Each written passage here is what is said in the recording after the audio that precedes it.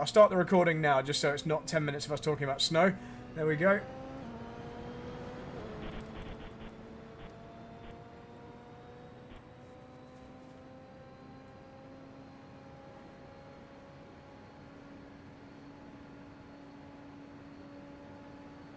So a crazy bump here. I've never noticed it. I've never noticed. Well, I really feel it. It jerks my wheel, actually. Really? Okay. Maybe you've got a setting on your wheel that I don't have turned on, or I've got turned down or something. Or maybe you have a really, really powerful wheel.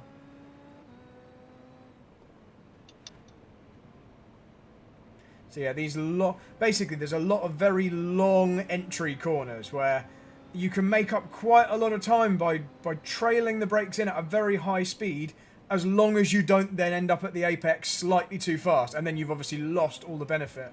So basically all of these corners, because it's so wide and open, even the slower ones, there's a big benefit to entering quickly, but making sure you get down to the correct speed just in time.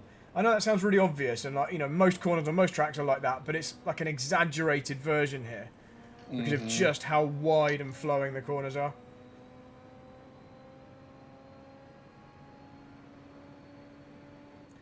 And you got corners like this where getting a good exit is just so key because you're full throttle for like 30 seconds. Yeah.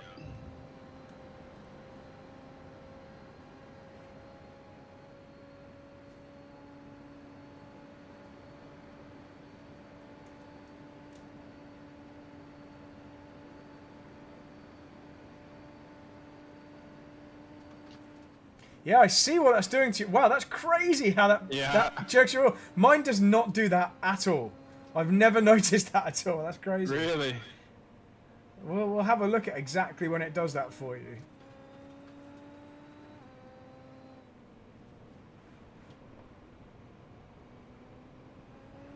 We'll find you've got your like surface bump setting on 400% or something.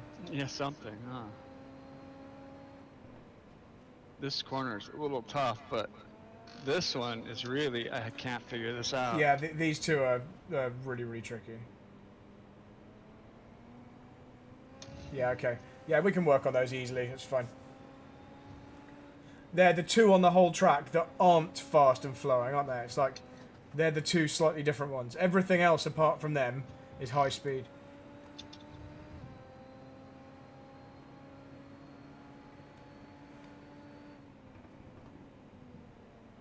You're using the right part of that entry, apex curb at turn 1.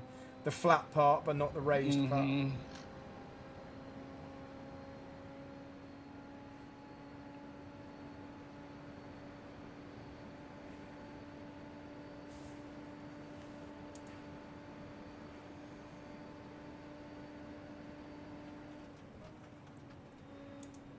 Just whilst you carry on with this lap, I'm just going back to look at that bump.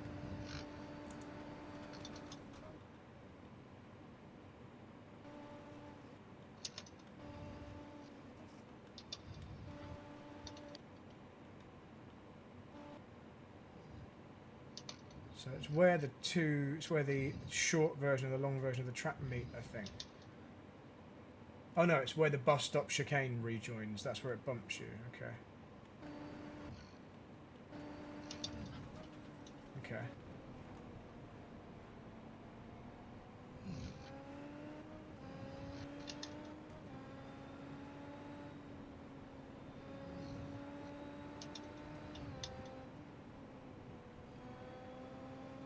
I think a lot of what we're going to end up talking about once we start looking at the data is going to be how we roll off the throttle, exactly how we blend the throttle, blend the brakes in from there. We'll look into a bit more detail at those things.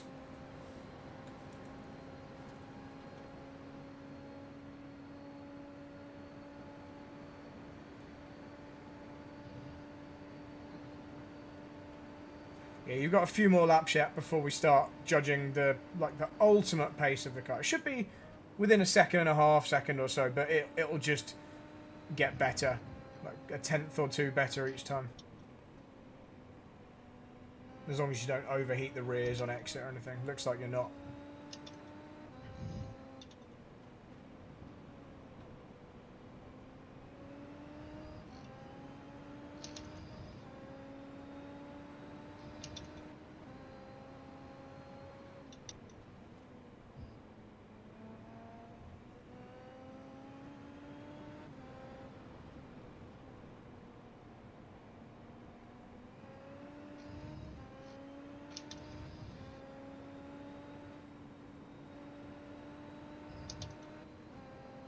So that penultimate corner, I'm not sure whether you are or not, but that should be flat out easily by now. Oh. I think lap 2 onwards, it's full throttle. The first lap, you understeer wide if you try it.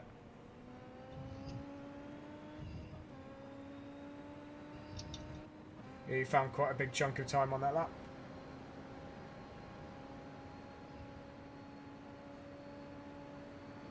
Let's go to say 6 or 7 laps, and then we'll have a little rest. They're not very long laps anyway.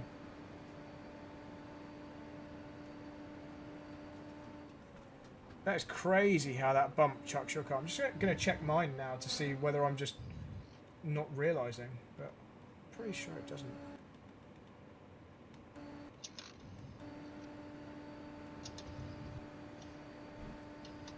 No, I have no effect on mine whatsoever when I go over that. Nothing.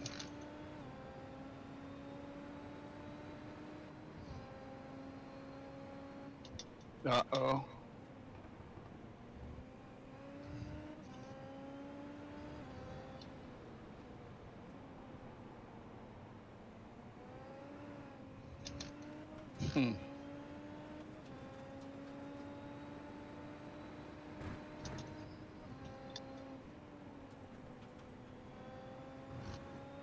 That was not a very good lap. I'll try not to distract you on this one.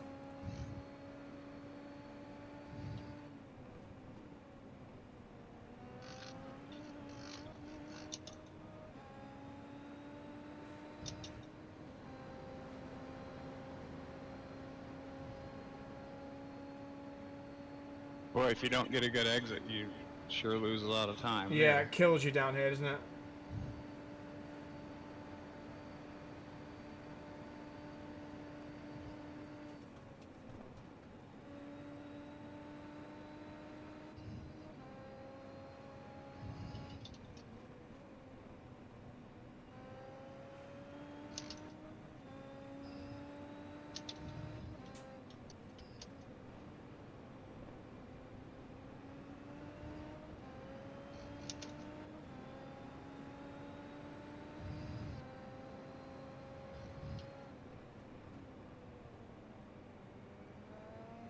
Can't seem to get that right. On that corner you just said you can't seem to get right. Try one extra downshift just for a bit more rotation. I'm going down an extra gear. Late. Well done for keeping out of the wall. Right, let's do 2 more laps. Yeah, let's do 2 more.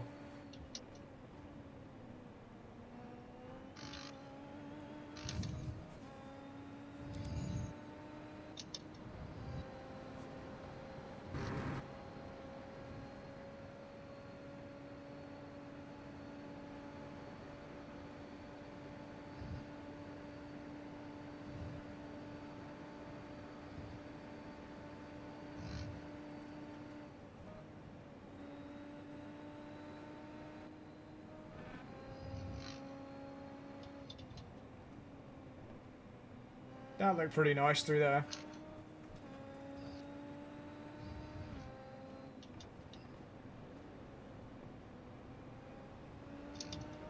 And that corner you've just done is basically exactly the same technique that I'm using. That looks good.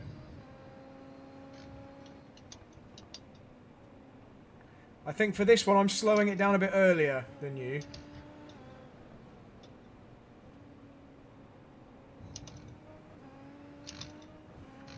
Maybe not that much, huh?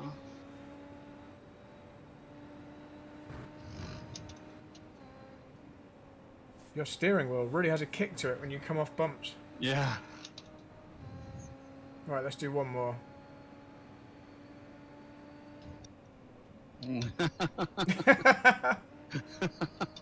So, to be honest, you don't really gain very much from that, so just do it anyway. No, you don't. Just carry on anyway. All my fastest laps have been when I've stayed fully on the track, so I don't think it's like a cheat or anything by going wide there. No, in fact, I'm 7/10 down now. Yeah.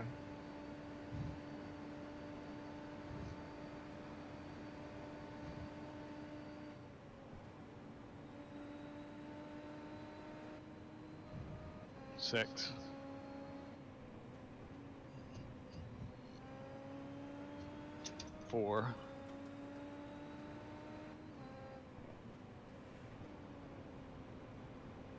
Feel free to do another one after this if you want like a nice clean opportunity, because it sounds like you're improving in the middle of the lap anyway.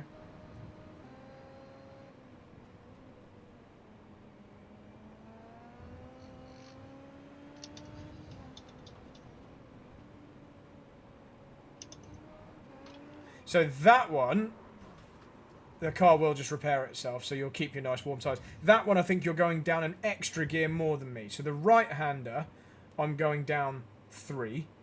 And the left-hander you've just gone through, I think it's down 2.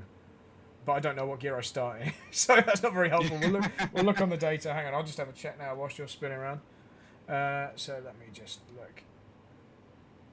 Yeah, so I'm down to 3rd for the right-hander and 3rd for the left-hander. But yeah, so that's down 3 and then down 2, because obviously you go up 2 in between the 2 corners. So we'll see. I think we should definitely look at your steering wheel settings after this, just because it seems like it's unnecessarily kicking the wheel for you in a way that isn't very helpful, just making your life more difficult. What wheel is it you've got, out of interest? A GSI. Gomez. That was nice. See, I didn't want to talk to you in the braking zone. I mean, the wheelbase, sorry. What's the wheelbase? Semi-cube. Okay, Ultimate. cool. Okay, in that case, we can definitely check those, because I've got a semi-cube too, so we can check the settings. You've just got the fancy one. Yeah.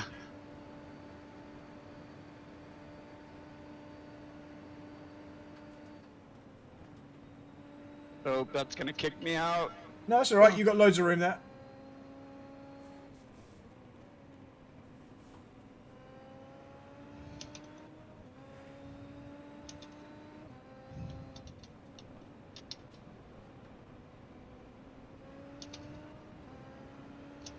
Yeah, so try 3rd for both of the next 2 corners.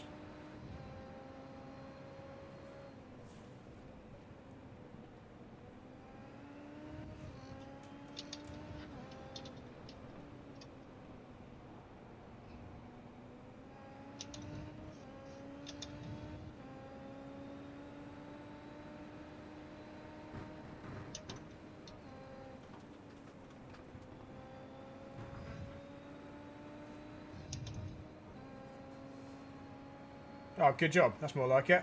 Nice. Okay, let's just have a rest there then. Just park it there. That's good though. Nice little improvement at the end. So we will take that lap. There was a couple of places that it just looked neater on that one. Turn 1 in particular was just tidy on that lap. So, okay, so that's good. If you just hop out of the cockpit. Yeah. Before we get the data up, I'll let the data load, because, you know, sometimes it takes a minute anyway. Is there a way you can share your screen for me on Discord so I can check your wheel settings? I think here, right? So No. I'm just coming back into the channel. There we go. Wait, So share your screen. oh, I've just realised I haven't been sharing my camera. It's been on, No. but it's just not been shared. Right, it's here. Hello. Sorry. Yeah. So when yours shares, I'd just like to see what your SimuCube settings are. And I've got mine on the screen here, so we can... Right, here we go. I can watch your stream. I'm going to get my profile up just so we can use that as a bit of a reference. I know you've got, obviously, the Ultimate, but you should be able to apply, like, my exact settings to your Ultimate, and the only difference would be that you have the potential to make yours even heavier if you wanted, but obviously you've just got more headroom than me. But let me have a look. Right, so I've got mine up. Okay, cool. So, can you go to Profiles? And then, okay, so you're on Paddock. Okay, what does that mean? That means they're downloaded. Okay, I'm just trying to figure out how about if you go to Settings instead? Right, here we go. This is, okay, no, this is only certain settings. This isn't the actual wheel settings. Okay, go back to Profiles again for me. We'll figure this out from there. I've just never used the Paddock thing before, so mine are like manually done. Okay, so because it doesn't have try me logged in. try offline then. If you click offline at the top tab, Give me 1 second because I think it's kicked me off. Oh, I In can other words, see your profile is copy of Daniel Morad setup. Okay. it's not. Sorry. Give me 1 second. Normally my browsers save all my passwords, but Yeah. after this last upgrade, I don't know if it must have been the computer upgrade. I've lost all of my saved settings. Sorry, I'm scanning here very quickly to see. That's all right. That's fine. I'm just checking through my settings here. You'll see them on the recording anyway, or they're on my screen now. Just. Okay. Butt kicker, computer, Discord, iRacing, Sim Racing, Studio, SimiCube. Okay, here it is. I have the simplest settings. It's really funny looking through them. I could easily replicate them because everything's like off. I've basically got it on. I've got it on. Don't add anything that isn't actually happening. Basically, so I've got all mine set to the maximum strength on SimiCube, but obviously you can then tune it in iRacing. And then I've got everything else on. No dampening, no extra friction, no extra inertia. I don't want any like fake effects. I just want the information that the game is sending to the wheel, and that's it. Ultra low latency mode. Maybe that's something I should turn on. I don't even know what that does. I have to read up on that.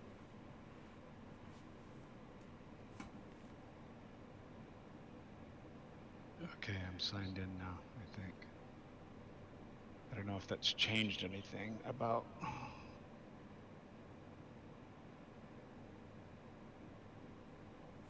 Okay, let's have a look. So, when you click My Profiles, so I can see the one you're running is the Daniel Morab one.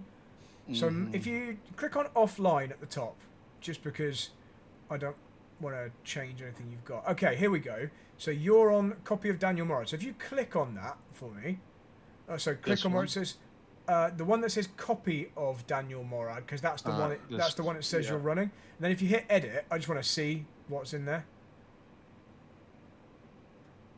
So edit on the right there. Let's have a look.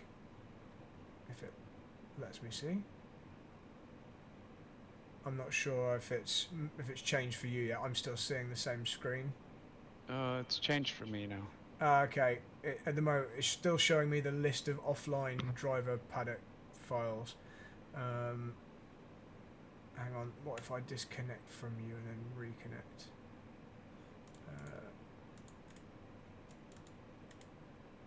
Stop watching. Watch stream. Still showing me that offline list of drive paddock file. That's weird. So you're in the setup now. You're in the Daniel Morad. I'm in the setup, yeah. That's weird. Why is it not showing? Maybe if you Should try stop sharing and then reshare your screen. Let's see if I can figure that out.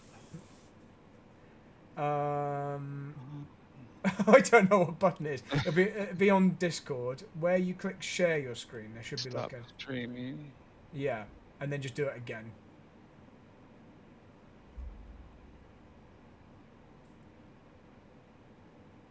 Then hopefully it will refresh. Don't know why it just froze on the previous screen.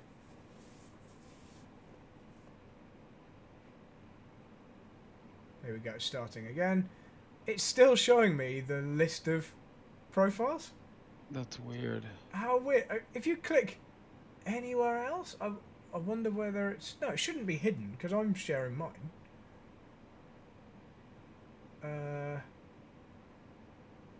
I'll click it again and see if it...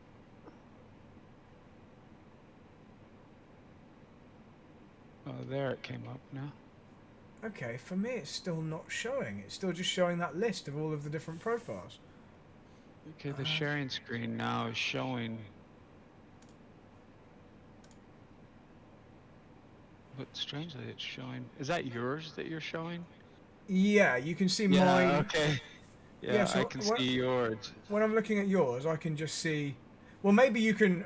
Let's just go through the list. As long as you can see yours, I'll just do it blind. So the main things I'm thinking of, the main things I'm concerned about are down here. It's all these kind of filters where you got damping, friction, inertia, etc., and then direct Mhm. input. Have you got those things showing on yours as well?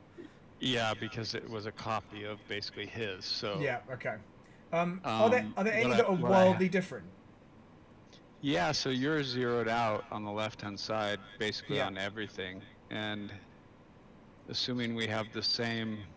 So my overall strength is 32 Newton meters. Yeah, that's fine. Yeah, Steering range. mine's just the slightly less powerful one than yours. So Mhm. Steering range is 900 degrees. yeah, Bump stop feel medium. yeah, it doesn't affect anything. That's fine. Bump stop range is kind of, I don't know, it's a little pull ball, and it's pulled over about a quarter of the way to the right. Okay. Yeah, Then mine's it's on. That doesn't really matter. That just means where it stops turn, like a kind of a mhm, pretend end to your steering lock. mhm. But it's these down here. I was And interested to then see. constantly operating filters. Yeah. Simicube force reconstruction filter V2, and then that's at about maybe a third the way over to the right and says 4.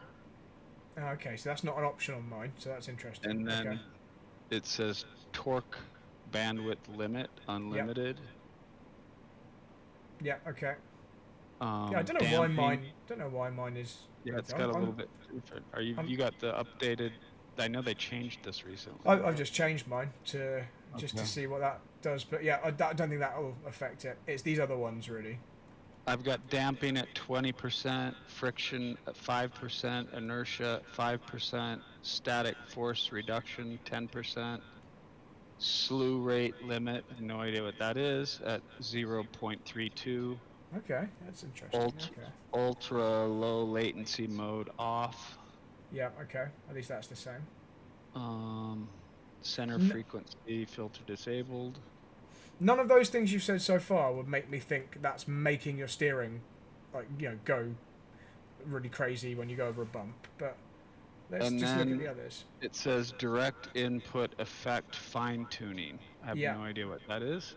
So these are basically the wheel, the wheel doing specific things based on you encountering certain things in the game, like particular curb shapes and bumps and that kind of thing. So this is where I'd expect there to maybe be something that might be causing it. But yeah, Okay, what are yours so on here?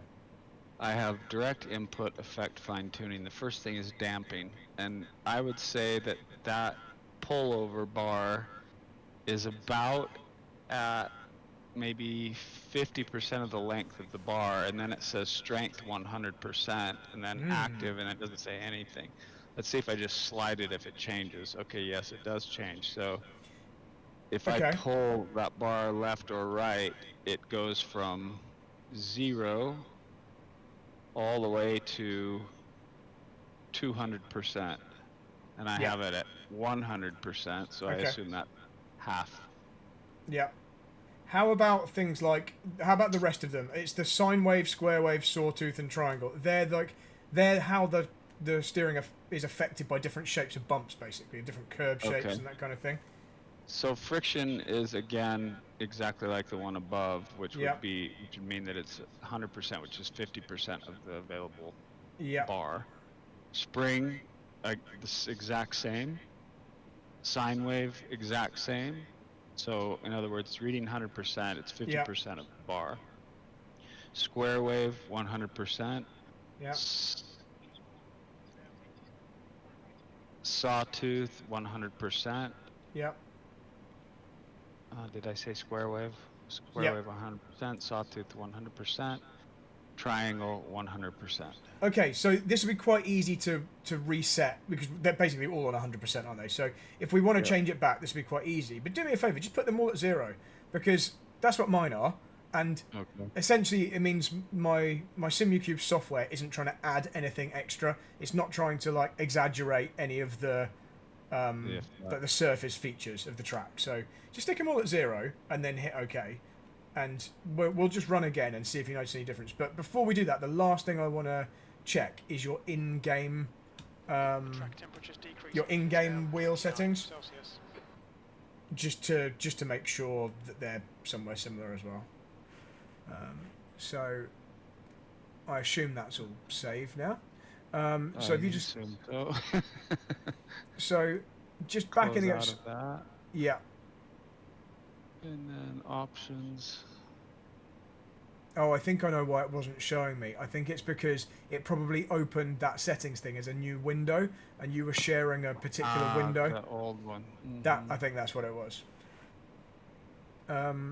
Yeah. If you can you tell me what your or you could probably share your screen again Sorry, now. I'm gonna try That's to all go right. back. And we'll just check the force feedback settings in iRacing. I know this is like we're not doing like driving analysis just now, but I just want to make sure that you're not being unfairly hindered by your very good and powerful wheel telling you stuff it doesn't need to, if you see what I mean. It's like, yes, I know there's a bump. I know there's a bump, but you don't need to give me 100% amplification of the bump, if you see what I mean. Right. Okay, so because you've got a big screen, I can't really see that very clearly, but I can see where the balls are on those bars. So I can see you've got the 3 boxes ticked. That's the same as me. You've got the strength at whatever that is. That's just in-game tuning, so that's just literally the strength that you're comfortable with. And then you've got wheel force. I assume that is does that say 31.8 or something? Wheel force 31 Newton Yeah, so meters. that's all correct. That's just what your wheel can put out. And then you've got intensity. Is it intensity, smoothing, damping, and minimum force? So the only thing that's different, really, I think, is you've got smoothing set slightly higher than me. What's that percentage there? I've got smoothing at 50. So intensity at 50%. Yeah, same as me. Smoothing at 15%. Yeah, so I think that's like minimal difference. It probably doesn't make any difference at all. I've got that on 0. Just to rule it out, just stick that at 0 as well, just because we've set all those other things at 0. So we've basically just turned off all the things that would amplify features rather than just give you the direct information. That's all we've done, and it's very, very easy for us to put that back if we wanted to. Okay, we'll just leave it at that. Right, we'll now probably look at some data, and then we'll see how you feel with the steering afterwards. Let me just bring up your data. Hopefully that's arrived by now. You might not feel any difference, but I imagine those things we've just changed in the SimuCube software will actually... It will maybe settle the steering down a bit. It might just be that Daniel Morad really likes like loads of extra information, something like that, and maybe that's why his setting was like that. Or maybe he runs with his wheel on a lower setting in the game, and therefore he's making up for it, whereas you're running at 100% force and all that kind of thing. Right. So I don't think I just clicked the right... Oh, no, I did. That's right, isn't it? That was the time you just did. Good. So let's make you red. Let's get rid of my slow one. Here we go. You've probably forgotten everything you just did there now. But let's look at it anyway. Probably. Okay. Right, so as an overview, so obviously I'm blue, you're red. As an overview, no massive differences in the first half of the lap. There are little things which we'll just look at in a second. But, right, certainly up to here, you're only a tenth and a bit down. So all the way to the end of that long straight, we can probably not worry too much about that bit for the moment. When you got turn 1 right, you nailed it. Because you're already, half a tenth down before turn 1. So that's just exit of the final corner. So we'll look back at that if we need to, but that's not the big deal. It's here onwards, obviously. So let's see if there's any trends. Okay, so the only trend, this isn't really a specific trend. This is very general. We've got a couple of slower minimum speeds, and here on this, the final of the tight corners, the left-hander, the second of the 2 third-gear corners, on this particular lap, you're slightly slow on the exit. So we'll look at why that was. It might be that you were going a bit too quick through the middle, and then you ran wide or something like that. Final 2 corners, final corner, not because that left-hander you're perfect. Although you had a little tiny confidence lift on that lap, but it hasn't really affected you at all. You don't lose anything. It's the final corner, weirdly, where the biggest difference is. So, okay, we'll look at that in a moment, but let's start here. Oh, that was not what I meant to do. Yeah. Okay, so fast left-hander at the end of the long straight. So the main thing you're doing differently is braking a little harder, a little earlier, but not for quite as long. Okay, so we can essentially, long story short, you can go in slightly faster and and just brake with less intensity. So slightly more of a trail brake into that corner. Let's just watch you do it. I'll close this. Let's watch. It felt like I just barely tapped my brake, but yeah, I think it's because you're doing it for quite a short period of time. You probably feel like, surely I can't. You don't need to brake for any longer than that because you'll be going too slow. But also you feel like, how can I brake much less than this? I only did it for a moment, but it's because you can do it more gently, just for a fraction longer. But let's watch it. God, you really see, you're over this bump here, you really see, bam, on your wheel. It's horrible. yeah. Yeah.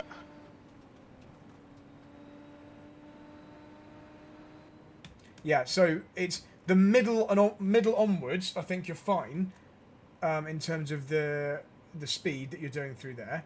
Like from here onwards, you're bang on, and in fact slightly quicker, by like 1 kilometre an hour sometimes.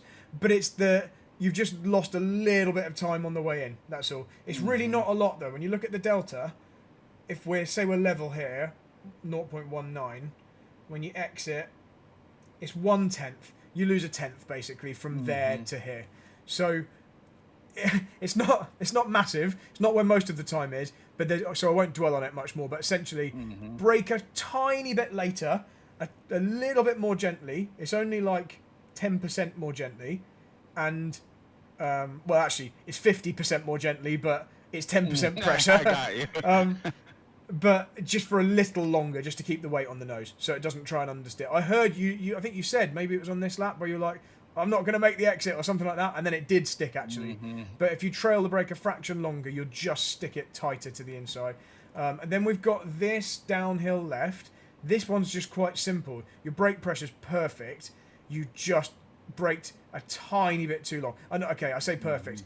I'm assuming my one is pretty much how it wants to be done, but you and I are decelerating at effectively the same rate. So although you've got a spike of a tiny bit more pressure, when you look at the rate of deceleration, we're basically the same. It's just this last bit here where you hang on a teeny bit longer and it carries on slightly lower on the minimum speed. Again, it's not massive, actually slightly more than the other corner. 0.294. Okay, so it's 1/10.5 to 2/10, that one. So this and this together are something. We're starting to add up a little bit here. Right. Let's watch it, actually, just to see if there's anything on the positioning.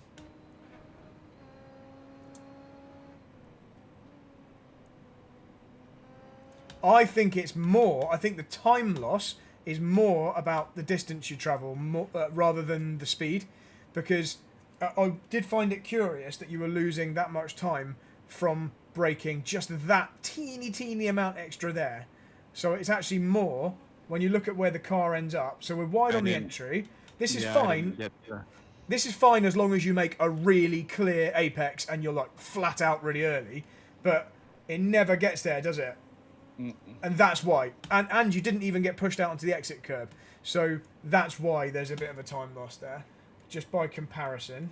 It's been a while since I did it, so I can't remember. But I'm pretty sure. I'm pretty sure there is a point at that corner where I'm really tight. Like I'm feeling. I felt wide going into that corner, wider than I had been. Yeah, the approach. I think we're basically the same. It's just I then managed to get here, and because it's so bloody long, this corner, you actually lose a lot of meters if you're slightly wide. Even if you're like half a car wide, you're just suddenly travelling way further. I'm like tight, and then even being pushed out onto the exit curb. So that's the difference there. So don't worry too much about the speed and the braking. You're not far off with that. It's just make sure you get tight, basically. Yeah. You're in the right gear, so it can do it. What do we do on the throttle? Yeah, your throttle's fine. I'm just going to zoom in. Look at this. Are you just... Let's make sure I'm looking at the right corner here. Yeah, look at this. Look how you're kind of on the throttle. I think this is why it's pushing you wide. Look at the map where you can see how much wider you are in the middle here. But look at what you're doing with the throttle. It's like your foot's leaning on the gas, almost by mistake. It's all the while you're braking here as well. That you've got 4%, 2%. And obviously the spikes are downshift. But even here, once you've finished downshifting, you're on 5% throttle. That's why it's pushing you wide. I was thinking, this is strange, because you're trailing longer than me. You're doing a lower speed. It should let you turn in. It shouldn't be running wide. I think it's just like pushing you wide because of that little bit of unintentional throttle trail. So that's probably it. Just make sure you're fully off the gas. That's all. Okay. Okay, let's go back to the next one. This one looks good. I said to you live, feels like we're doing the same kind of thing here. When you zoom in, it looks a little bit different, but it's quite similar. And our line is pretty similar. You went wide a fraction earlier, but we kind of met back up again by here. So we're like the same here, up to this point. Tiny bit wider here, and then the same. If you can stay slightly tighter through this part here, that's great. Since we're on board with me anyway, I'll just get to that corner here. So kind of similar story to that previous corner. We go in quite quick, but once we get to the inside here, we just want a very definite clip of the apex, and then just gives you it gives you the permission to get on the power early. And yours, it never quite got there, did it? It's like that there is the point on the video where my tyre was touching the white line, so that's obviously a car width, that blue line, and yours just didn't quite get there, that was all. But let's go to the low-hanging fruit before we waste all the time. So what we had so far, little teeny bit quicker into the fast corner at the end of the long straight, then shorter distance through the long left-hander, slightly shorter distance through the tight uphill right-hand hairpin here, but in general pretty much the right technique. Okay, this is where we start to have slightly bigger looking differences. Braking is bang on the way into this corner, so why are we slower on exit? Why is this? Okay, maybe let's just zoom in here. You're not that much wider. I think that was one of the best ones you did. I think this is just the first time you had a very clear direction here. I said to you, use third gear for this corner and the next one, and this seemed to be like one of the first laps. It wasn't guesswork. You didn't run too wide on the exit, so I think you just need a bit more practice into that one. But that's not bad at all. I think maybe you were just slightly slower here because it was the first time maybe that you nailed that entry, so you weren't really confident of getting on the power like you could. Let's just look at it. Let's just go to that bit. Because, as you know, you can use the exit curb there. Yeah. If I just gone a bit too far. Yeah, here. Yeah, I mean, you can run out wider if you need to. You don't have to. I don't think that's necessary for a fast lap, but you don't get an off-track at least. Yeah, okay, I think actually you just ran, although on the data it doesn't show it very clearly, just here, you just started to run wide a little earlier, and that's why you had to hold off these two little gaps in the throttle trace. You just had to wait a little bit longer than me, because here, you're like, if I go full throttle any earlier, I'm going to go off. And so you just waited. Okay, so just try and stay tighter a fraction longer, like to here. And then go. And then you'll have permission to get on the power harder. It's funny, it feels, I don't know if it's it's a reverse camber on that, but it feels to me like it is, because it feels like my car is falling off to the left. Yeah, I find that on the next corner as well. I don't know whether it is, to be honest. I don't know. It's difficult to tell, actually, the elevation change here. If anything, it might even be cambered inwards, but... It looks like it's cambered inward, which is the opposite of what I was saying. I just think it's because you've done high-speed corner, loads of downforce, high-speed corner, loads of downforce, a hairpin that's actually not very tight, and then you get to this one, and it's suddenly really tight and slow, and it just feels worse than it is. Let's look at the next one. But yeah, basically, just stay tighter slightly longer. Like, just wait. I mean, actually, your throttle trace, if I zoom in here, it's only there. That might be enough to make the difference, you know, because you're going slow enough. You're definitely going slow enough, but just getting on the power that much earlier, like, where is it? I know it's not much of a percentage. So 3976. It's only like 7 or 8 meters. It's not much. It might just be what's causing it to run wide. It's very subtle anyway. Yeah. And then we got the final few. Right. So this one, what happened on this lap? Okay. You went in a bit earlier. This is more line than anything. I think you just dived to the apex a little bit sooner than I did. And that's why. Okay. So this is the last of the tight corners, the second, third gear one to the left. So you can just hold off turning in a fraction longer and then sweep in. Let's watch it to see what it looked like. Oh, I've got the angle wrong on the camera. It never feels like it's blind for one thing, and I never really know where I'm at there. So I think the line you take there, that can work if you slow it down a bit more here. but you did like the speed of the slightly later turn-in line, but you did a narrower line, and those two things added up to just the car trying to run wide a bit early. Like you can see through this part here, we're never kind of tight, and I'm very focused on being on that bit of curb at that point, just to give max, because it's so narrow on the exit. I want maximum room. You can see there actually where our two lines intersect. That's why the difference is there. So actually, your entry speed's all good. What you're doing on the way in is good. It's just you turned in a bit early. So that's all you need to change there. So forget worrying about what gear to be in for the previous one. And this one, it's definitely third gear. So just get it into those gears and just sweep in slightly later, but with a very definite apex 2/3 of the way around. And then like smooth, very, very smoothly increase the throttle. You're doing the right thing on the throttle here. Look, you're coming up as like a step and then up again. That's basically what I'm doing as well. You kind of, you step up because you need to get a little bit of load on the rear, but you don't want to go give it so much power that it overloads the rears and starts spinning the wheels. Otherwise, you know, you've probably had enough spins there, same as me. So you have to like, you don't want to waste speed by just not being on throttle, but you don't want to give it too much. So what you're doing there is good. It's just turn in a fraction later and you'll be fine. So when you look at the steering trace here down the bottom, I know it's probably not that easy to see. You turn in earlier, but then through the middle, that means you can't then increase the lock because the angle's too acute. Whereas I turn in a tiny bit later, but then when I do turn in, I use more lock. So this bit here to here, that's where I've got more than you, and it sweeps in nicely. Whereas you've gone in a teeny bit earlier there on the steering. It's not very much lock, but it's enough to get it turned in more, 6 degrees. And then you're having to hold off. And then at the end of the corner, when I'm straightening the wheel here, you're then applying more. So that's, we just need to switch that compromise around. And then that you'll gain quite a lot of time there because that's quite a big step. That's like another few tenths. Okay, then we've got the flat out left. You didn't quite do it flat, but you can. It's fine. Final corner, though. We should have probably started here because this is the lowest of the low-hanging fruit. This final corner... What happened here? Right, I think this is a bit of a bad example because you ran wide in the penultimate corner. That then meant you had to lift earlier here. Or certainly, if you didn't lift, because the throttle trace doesn't show you lifting, your speed was scrubbed by that exit curb and by the amount of steering angle you've got on here. And maybe by the gear. Yeah, you stayed in 5th and the revs are maxed out. Look, so actually... Going up an extra gear will let that speed carry on a bit more. Normally I go up to 6th and then back down to 5th. Yeah, so I think that's just a bad example this lap. So let's forget that bit.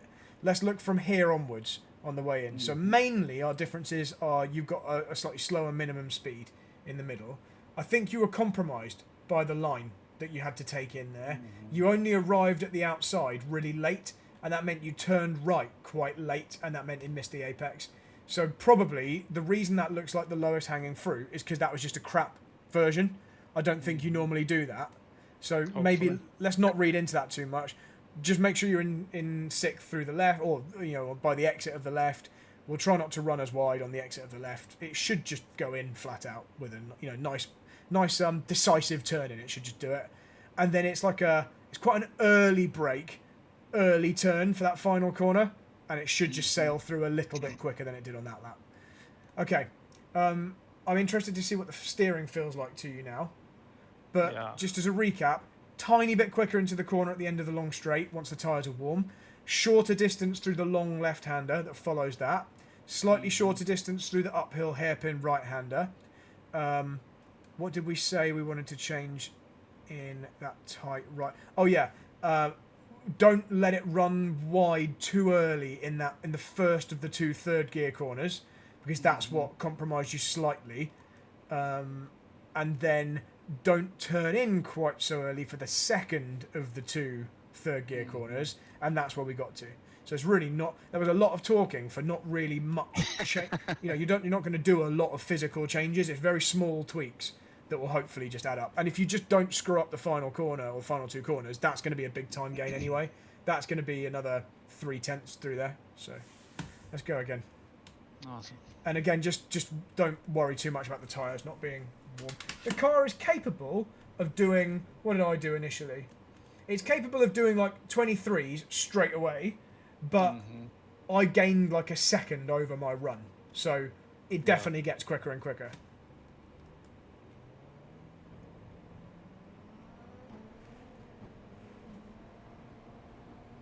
I'm just going to stop watching your stream. Oh, actually, no, I'll leave it up because then I'll get your delta. That'd be cool.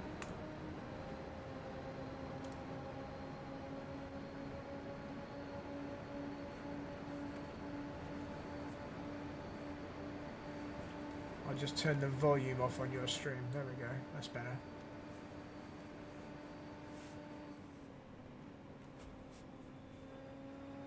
Even on this out lap and on the first flying lap, you can still practice getting tight and doing a short distance through here. Not that tight. Yeah, exactly. Just not that tight. But what you'll find is when you know you're about to get to the inside, so when you realise your trajectory is such that you are definitely going to make the apex, then you can start actually really getting on the power. You can kind of anticipate that I'm definitely going to make this apex, so let's just start really ramping up the throttle input at that point. Because, you know, if you're on the way to the apex, you've probably got quite a lot of space left on the exit.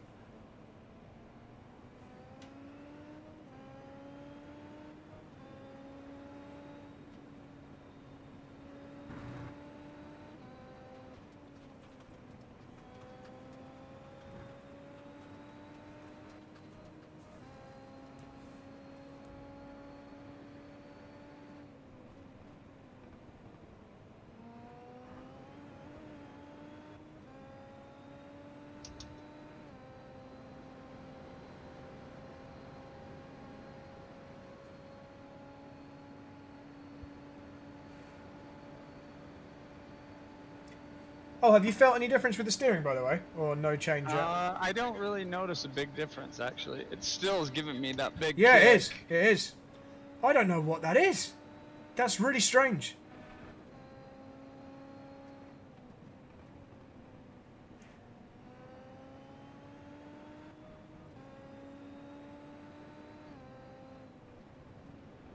The one thing I don't remember whether we checked or what the outcome was what your actual steering strength is set at in iRacing, but we'll check that afterwards. I remember the maximum was on the maximum of the wheel, so 32 Newton meters or whatever. But I don't remember what your fine-tuning was.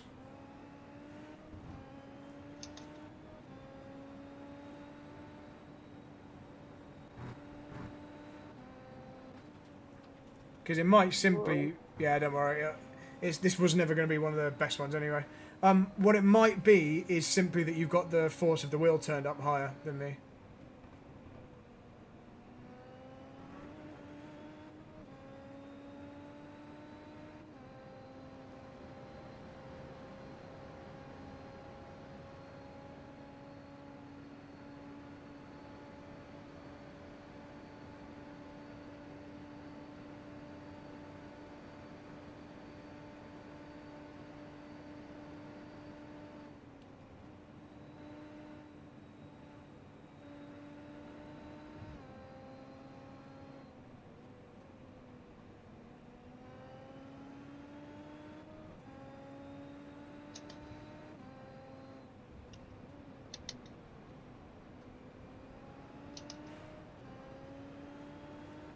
Interestingly, your delta's not coming up on the live stream that you're sharing.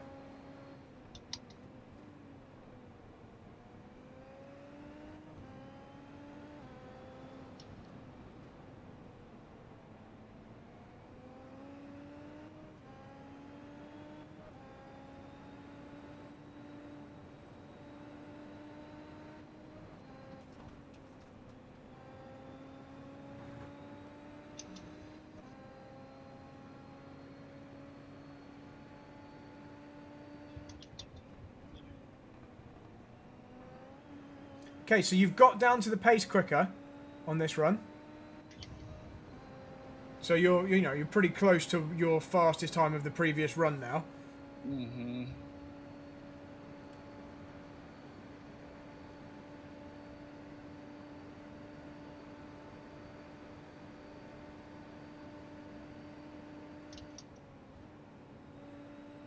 Nice. I like how early you picked up the gas there.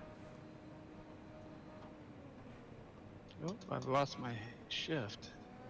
Yeah, Sorry. that's all right. It didn't look like it wanted to change up there at all. That's too bad because I was actually down.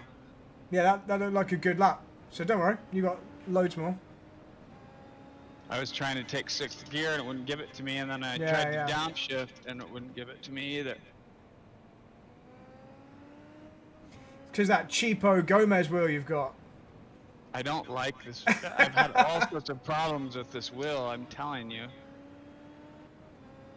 I guess I shouldn't say I don't like it, but I've had all sorts of problems with it. Okay. Sound like you're in the market for that nice Mercedes one.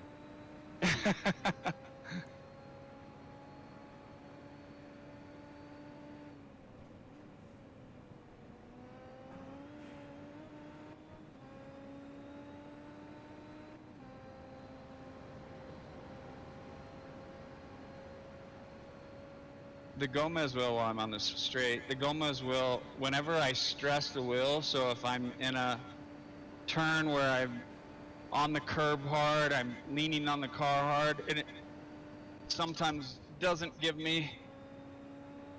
Sorry, I just lost That's my... all right. No, again, it was a nice early throttle pickup. That's better line through there. Nice. And you can see you actually could have got on the power even earlier because you didn't get forced onto the exit curb.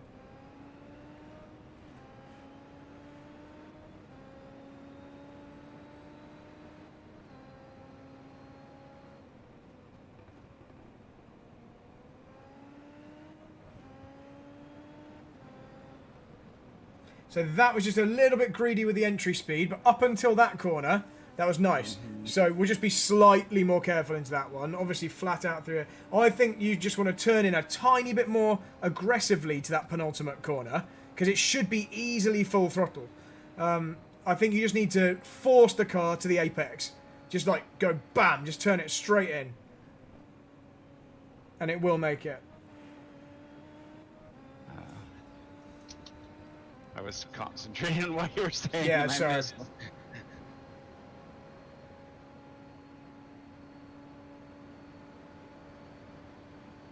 Yeah, so that was a decent time, even though we had a big time loss in the tight corner.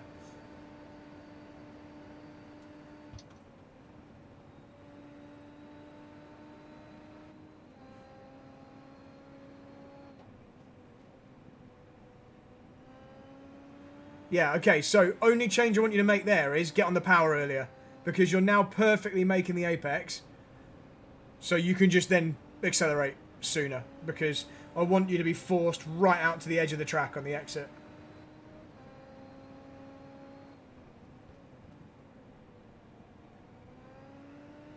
Messed that up.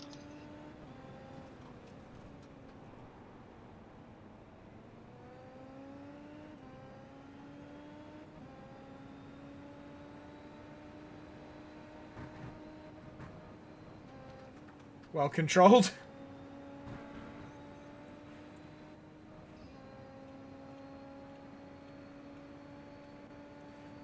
The guy behind has just done a 123.8.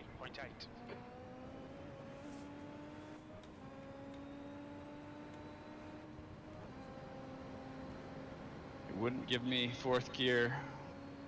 I lost So- a 10.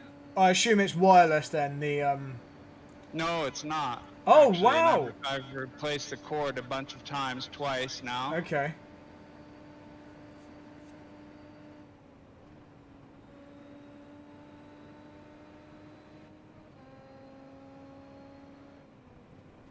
Yeah, because I've heard of that kind of issue. Ah, that's nice early throttle. You can go even earlier next time. That's good, though. Yeah, I've heard of issues with the wireless kinds. But again, nice short distance there.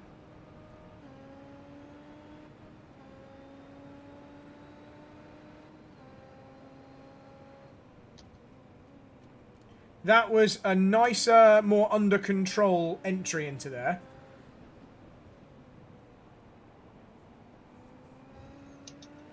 I still think we can turn in a tiny bit later for that one.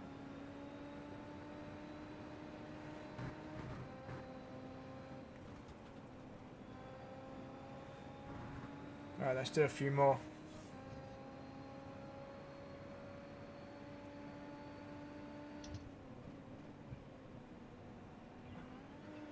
Oof.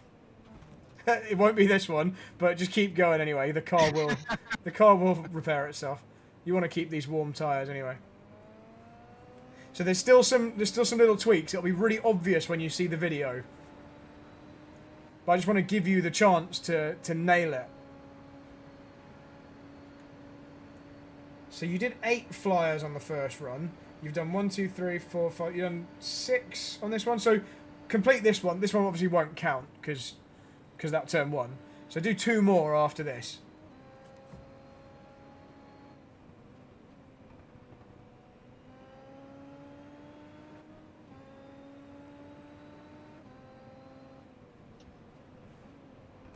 And we'll do quite an in-depth note-making session just to make sure we've got every little thing. Because the differences are not very big, but there's just quite a few small things that you have to get right to eke the time out.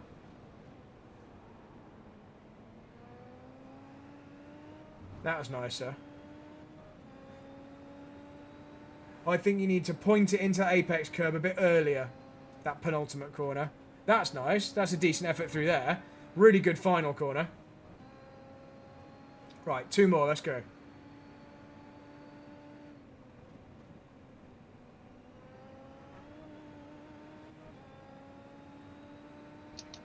Oh, it gave me a track limit. I didn't think I was going to get one. Yeah, I didn't think so either. Maybe you went wide early enough that it gave it to you. But don't worry about that. I know you don't actually gain any time from it, so don't worry. The track temperature is falling. It's now 29 Celsius.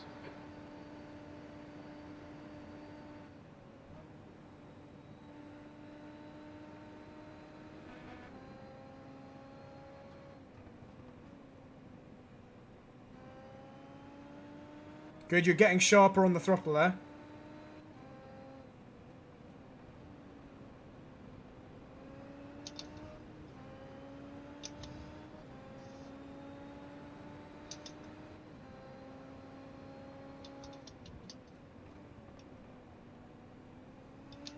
Nice. So, slightly later turning. And then use all the track on the exit. So just, you can start to unwind the locker there. Get to this apex curb early.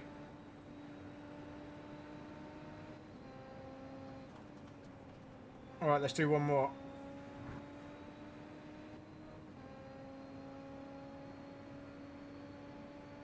The guy behind has just done a 123.7.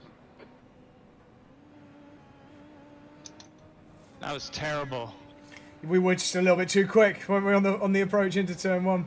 It's so tempting, because you know you've got the room. So there's like very little risk to going in a bit quick. But invariably I come off quicker if I go in a little bit slower into that corner.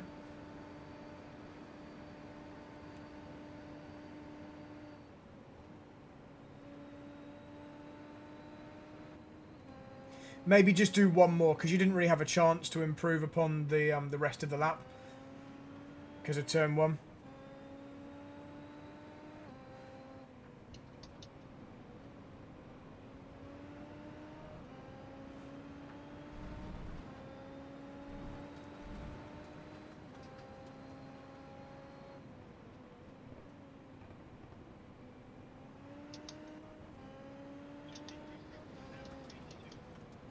Uh-oh. I think for that one, you can get it slowed down a tiny bit earlier, but that'll then allow you to carry good speed through the middle, because you won't be like, shit, I'm going too quick. It's just that...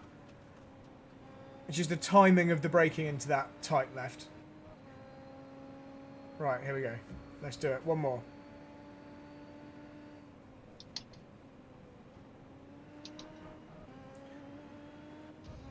I had to go down another gear. Yeah, I still think you're trying to go a little bit too fast into turn 1. Just keep going anyway. Let's see what we can do.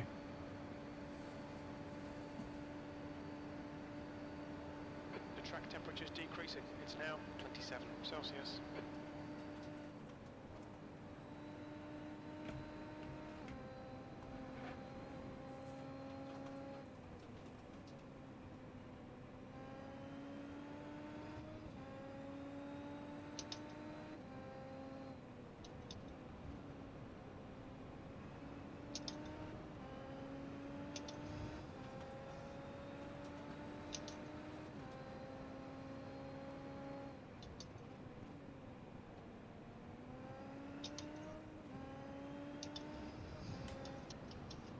Oh, that was really quick on the entry.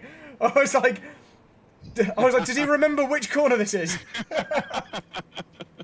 He knows this isn't turn 3, right? I was Okay, up well, on my that's all right. Delta, so I was trying to Okay, push. okay. Well done for being up.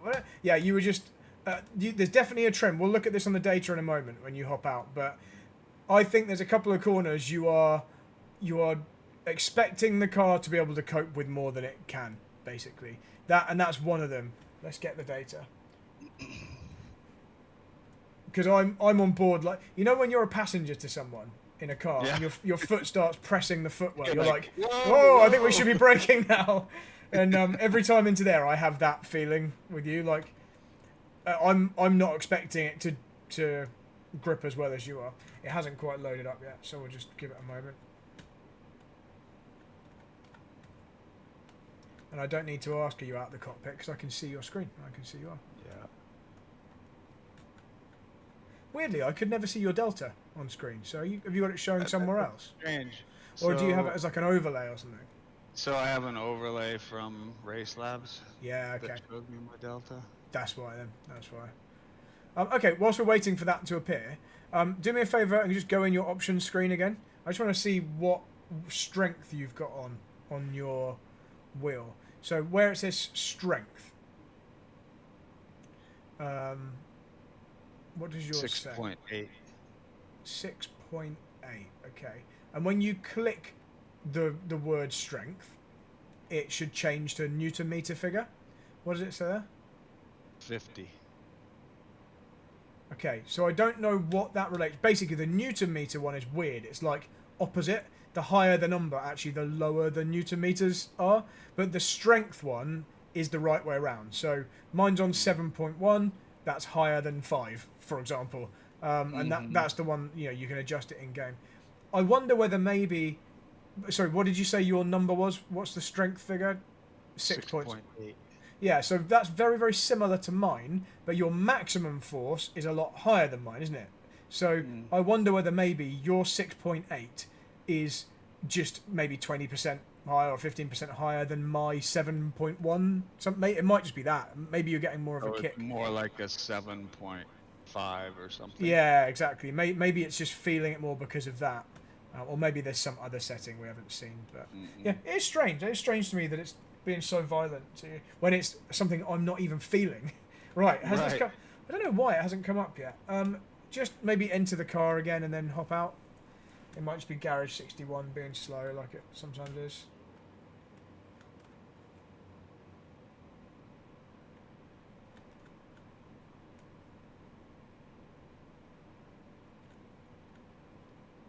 Oh, here we go. Is this the one? Let me just check. It's 23741. Yeah, okay. No, I don't know why. I think I was being confused by the fact it was showing another run, but this actually is the run. It's this one here. So 23741. So you went quicker. It wasn't massively quicker, but you're only like 1 second off in total. So, it's only going to be small differences. But let's just go over the whole thing here. We'll just turn it green. We'll make notes on this from the start. So if I'm quiet, it's just because I'm just trying to make sure I'm reading through it. Yeah, so your first corner is, when you get it right, it's really not far off. Like, let's just zoom in. I think you just went a little bit wider than, that might have been the off track there, but I don't care, other than obviously you don't want to do that in a race. Yeah, you're basically just trying to go in a little bit quicker than me. You're doing everything absolutely fine, you're just slightly too greedy on the entry speed, so you're lifting off like 6-7 meters later than me, which isn't a lot, but when you're lifting off and braking that much later, it's just making you go slightly wide. So I'll just make a note here. Just don't be quite so greedy. There's nothing major. It's just a very, very small difference. Because it's actually not that you're trying to go through the corner too fast. It's that you just don't have enough time to get it slowed down. That's all it is. Right. And it's causing you to lose time on the exit, even though you do gain a bit on entry. So that's all. And obviously the off track as well. Okay, so that's that one.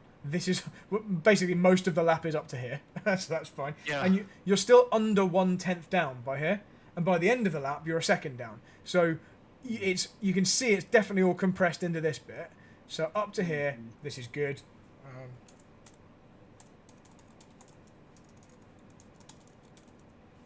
This is just the straight section. Okay, so you have improved into here. This is what's really nice to see. So if we just take these two corners, look, much quicker through here now.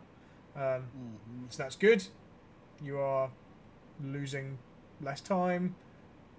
Yeah, that's definitely better. So you're quicker through the middle. I think, did you go slightly wide? No, it was all fine.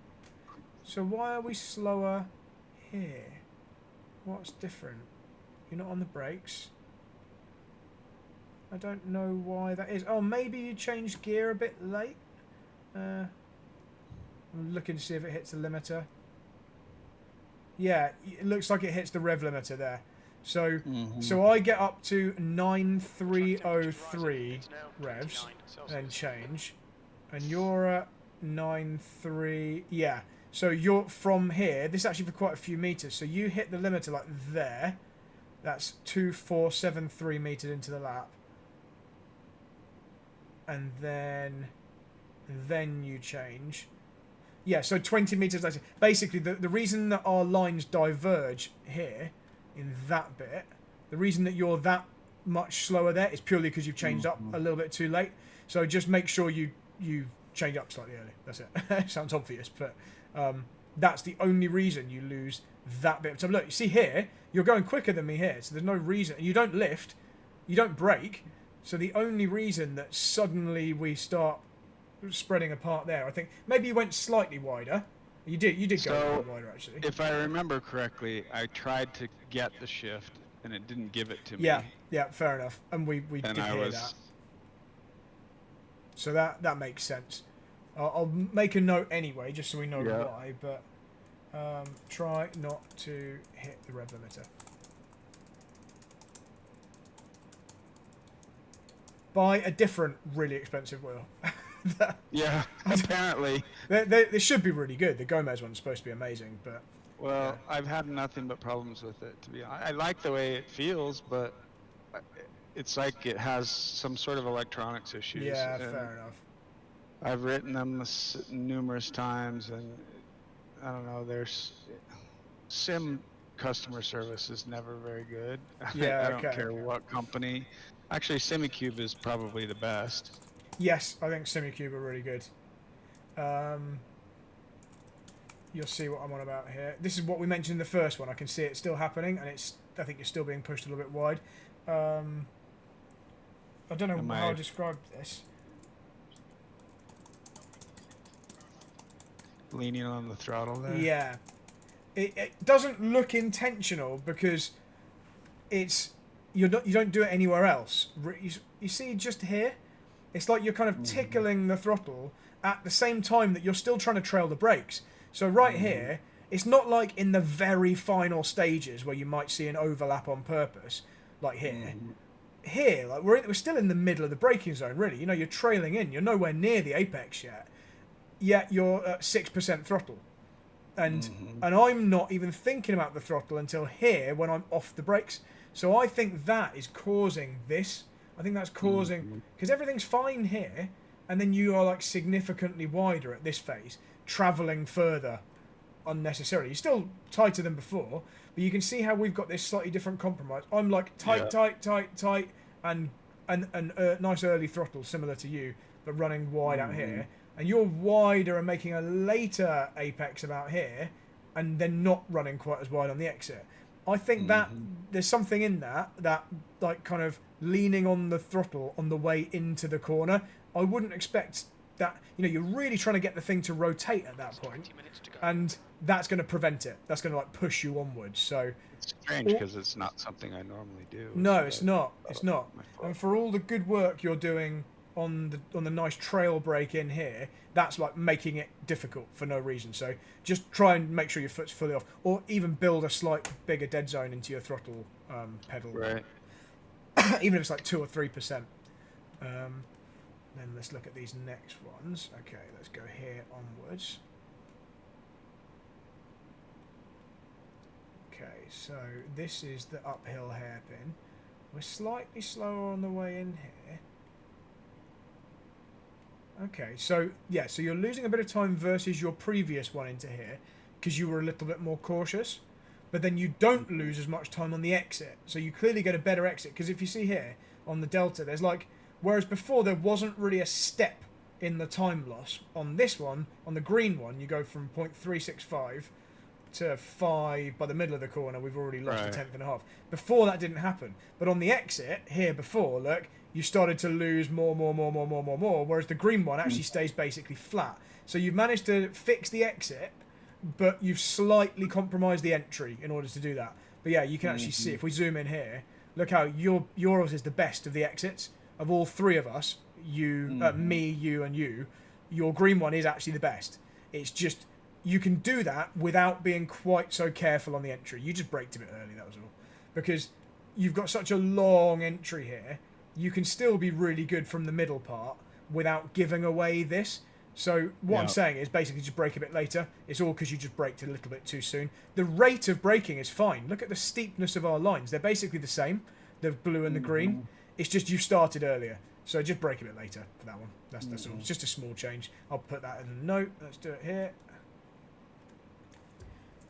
Brake force is good. Line is good. Just brake slightly later. And then that section's nailed. That's fine then.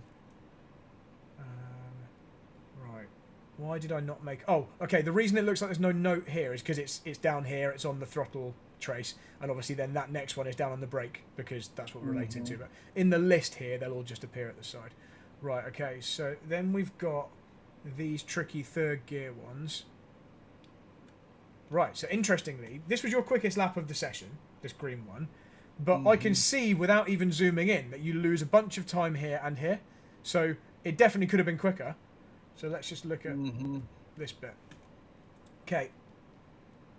Okay, as we suspected from before, that your entry into this tight right is a little bit too quick. Too fast. Just here, yeah. You brake perfectly well, and then there's a point here where, weirdly, our braking is like the same at that point. But... Why is your speed higher when we're braking the same? Ah, okay, it's because it's because of this bit of my braking. Here, yes, our braking's the same, but I've been harder from here all the way to here, so I've scrubbed off more at that point. But then it really allows me to swoop through the middle part without running as wide. That's the key. So a bit like turn one, let's just yeah, it's a speed related thing, so we'll do it on the speed trace. Even though it relates to the braking, but it's the speed is caused by not enough braking. Let's just do it here. Lower your entry speed expectations slightly.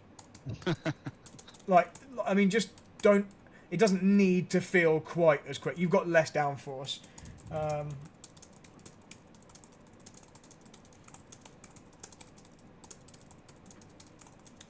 It's like, you know, you arrive here having experienced lots of downforce for most of the rest of the lap. And you just don't quite have it here. And it's that, you could just see it, you know, you don't need me to tell you. You can read this data and see this benefit causes this massive loss from here to here.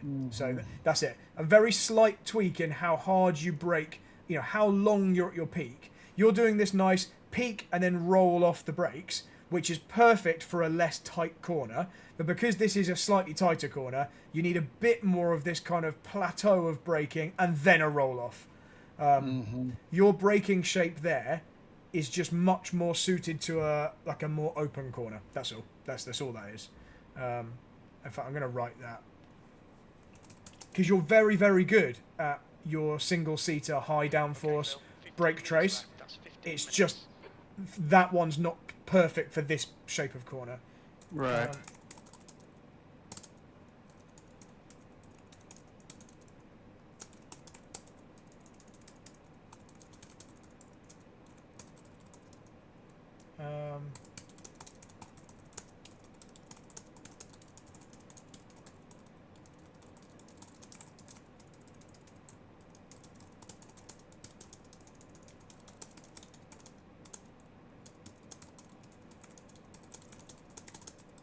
Oh, I actually did some fast typing for once. There we go. Right. Yeah, Okay. good. Hopefully that will make sense anyway. Right. Yep. And then you arrive here. We're kind of nearly back up to the right speed. Let's just zoom out and go into that corner in particular. So yeah, we're nearly back up to the right speed. And then again, you see we go in a little bit too fast, and that then causes you to have a much lower later minimum speed. That's all. So what's the line like now? Because the one thing, yeah, look, you have tweaked the line. The line has gone more towards the late turn-in, but you couldn't use it because when you got to here, you were like already understeering wide. So you can still be slightly wider, but But if you couple that with going a little bit slower at this point, that's then the key. That then unlocks that bit, which is higher speed and tighter to the inside. That would be a giant green time gain. And in fact, when you look at the delta, look how big that step is. That's like 0.662. It's like a couple of 0.3 or so just in this little phase here. But it's all because you've been a tiny bit too brave on the entry. So same again. I'll just write same again. Slower early phase to capitalise on the mid corner. On the tighter and faster mid corner. And exit. Because the other thing you're doing there is this here actually. Can I make a note on the map? No, I can't. Yeah. No. I thought it let you, but yeah, apparently not. But you see how Yeah. you're also going tighter just there, and that the rear wants to step out, so you can also flow wider, and then you've got less steering angle, all that stuff. So right, okay, here. I don't want us lifting. I'm actually going to look at the video for this. I know we're overrunning very slightly, but I want to make sure you've seen this. This should be easy flat. So before I write any more notes on that, let's just watch. Why was it not easy flat? What was it causing you to have to lift? Because I'm not even thinking about that corner. I'm just turning and it's flat. So let's just look. Right, that feels like a slightly late, slightly slow turn. So we could be a little wider here, but that's not mainly it. I feel like I'm already on that line. You see, like from here to here, because you've got loads of downforce here, so you can afford to do that kind of shallower line because the downforce is going to do the work for you. It's like, yeah, okay, I'm not on the line I'd be if I was in a touring car or a GT car. But it doesn't matter because the front wing's going to like suck me down to the track at that point anyway. So I can afford to go in earlier. And then when you turn, I think it's a little too smooth and slow. And then obviously you actually did end up with loads of extra room. Let's just see. Because it should be easy. This is where you're going to see me struggling and I go wide or all sorts of stuff. But let's see. I think it's easy. Right, here we go. Do the onboard first.